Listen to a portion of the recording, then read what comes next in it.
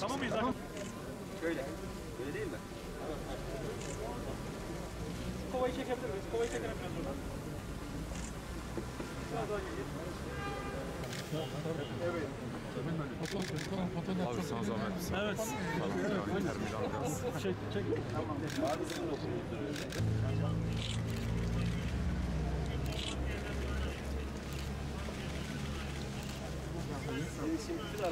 Değerli arkadaşlar, belediye başkanımız, emniyet müdürümüz, jandarma komutanımız, vali yardımcılarımız, daire amirlerimiz ve bugün burada çiçeklerimiz olan sevgili çocuklarımız, öğrencilerimiz ve basınımızın değerli mensupları.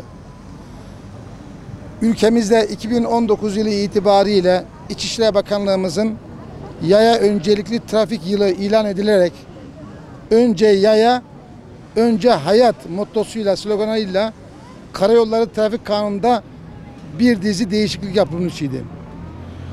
Bu değişiklikle birlikte özellikle okul ve yaya geçitlerinin olduğu alanlarda ve kavşak noktalarında herhangi bir trafik ışığı yok ise, bir trafik görevlisi yok ise levhasının olmasıyla birlikte önceliğin yayalara verilmesini amaçlayan bir uygulamayı bakanlığımız yürürlüğe koydu. 2021 yılı itibariyle Sayın Cumhurbaşkanımız Recep Tayyip Erdoğan'ın riyasetinde Karayolları Trafik Güvenliği Eylem Planı çerçevesinde Türkiye'mizin bugün itibariyle her vilayetinde bu saat itibariyle yayaların güvenliği kırmızı çizgimizdir.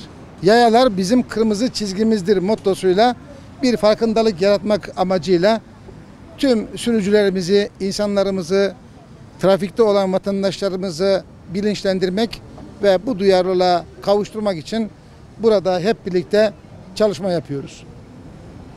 Bugün itibariyle tüm vilayetlerimizde valilerimiz, kaymakamlarımız, belediye başkanlarımız, il jandarma komutanlarımız, il emniyet müdürlerimiz, hasılı trafikle ilgili bu konuyla alakalı tüm paydaşlarımız, sivil toplum kuruluşlarımız, oda başkanlarımız, yine seçilmiş arkadaşlarımız bugün itibariyle bu farkındalığı yaratmak, gerek ulusal, gerek yerel basın, gerek sosyal medya platformu ve diğer yayım organları vasıtasıyla bilinçlendirme çalışmasına, faaliyetine katkı sunmaktadırlar. İnsan hayatını her şeyin üzerinde bilen bir dinin mensupları olarak tarihinde insanı yaşat ki devlet yaşasın anlayışıyla devletler kurmuş, tüm cihana hükmetmiş bir milletin evlatları olarak Mevlana'nın da ifadesiyle pesbe suret aleme asgar tuyi, pesbe mana aleme ekber tuyi. İnsanoğlu elbette varlığı itibariyle dünya içerisinde küçücük bir zerredir. Ama dünyanın yaratılış, bu cihanın yaratılış vesilesi de, gerekçesi de insanın ta kendisidir. Bu anlayışta olan bir milletin inşallah bundan sonraki süreçte yayalarımızı, trafikteki sürücülerimizi de öncelemek suretiyle başta yaya öncelikli trafik güvenliği ve yayaların güvencesiyiz mottosuyla inşallah öncelik yayanın, öncelik hayatın anlayışıyla bu bilinçlendirmeyi, farkındalığı yaratmayı hedefliyoruz. Tüm arkadaşlarımıza, çocuklarımıza ve bugün burada katılan tüm arkadaşlarımıza ve sizlere teşekkür ediyorum. İnşallah bu çalışmalar mutlak surette sonuç verecek. %56'larda olan rakamlar, ölümle sonuçlanmış olan kaza oranları bugün itibariyle ciddi oranlara, düşük rakamlara inmiş ve Avrupa Birliği standartlarına yaklaşmış bulunmaktadır. Bu çalışmalar bugün itibariyle sonuç vermiş. Bundan sonra da inşallah çocuklarımızın da bu eğitimle, çalışmayla birlikte arzu ettiğimiz trafik hayatına, anlayışına, sürecine kavuşmuş olacağız. Hayırlı olmasını ve başarılı kılmasını Allah'tan niyaz ediyorum. Tabii önce sarı renkli haritada yer alırken, orta riskli bir vilayet iken sınırlandırmaların tedrici bir şekilde kalkmasıyla birlikte rakamlarımız yavaş yavaş yükselmeye başladı. Bunu sosyal medyadan ve değişik vesilelerle ifade ettik ve bu sayı malumunuz önce turuncu renge doğru, sonra da ifade ettiğiniz gibi kırmızı yüksek riskli alana geçmiş bulunduk. İnşallah vatandaşlarımızın çok eski günlerde demeyelim, yakın geçmişte karşı karşıya kaldığımız sınırlandırmalarla karşılaşmamak için bugün asla geç bir vakit değildir.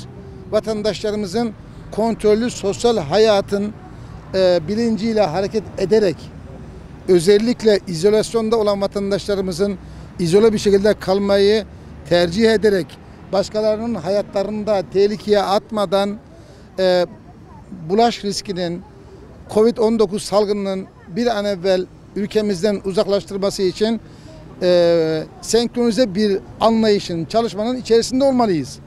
Bunu hep ifade ediyoruz.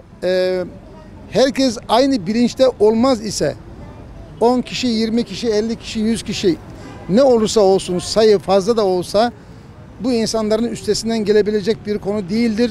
Toplumu etkileyen bir bulaşın, bir riskin toplumsal bir gayretle, kolektif bir anlayışla üstesinden gelineceğini vatandaşlarımız zaten biliyorlar.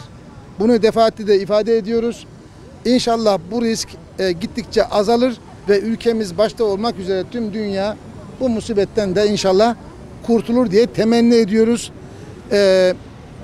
Her ne kadar yüksek riskli alanda isek, sayımızın çok fazlalaşmadığını, fazlalaşmaması için de vatandaşlarımızın yapacağı çok şeylerin olduğunu biliyoruz. Tüm katmanlardan, tüm sektörlerden, gerek odalar, gerek muhtarlarımız, gerek seçilmişlerimiz, gerek daire amirlerimiz ve tüm kamu görevlileri, herkesin, öncelikle şu küçük yavrularımızın da bu işe yapacağı katkıyla inşallah ilimizde vaka sayılarını azaltacağız. Ama bunun olabilmesi için gün içerisinde bizleri çok etkilemeyen sınırlandırmaları yarın komple bir sınırlandırmaya geçmeden gerçekleştirmemiz lazım.